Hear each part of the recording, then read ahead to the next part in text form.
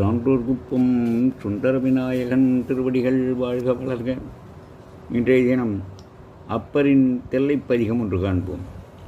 பத்தனாய் பாடமாட்டேன் பரமனே பரமயோகி, எத்தனாய் பக்தி செய்கேன் என்னை நீகழ வேண்டாம். முத்தனே முதல்வா தில்லை அம்பலத்து ஆடுகின்ற அத்தாவுன் ஆடல் காண யான் அடியேன் வந்த மாறே.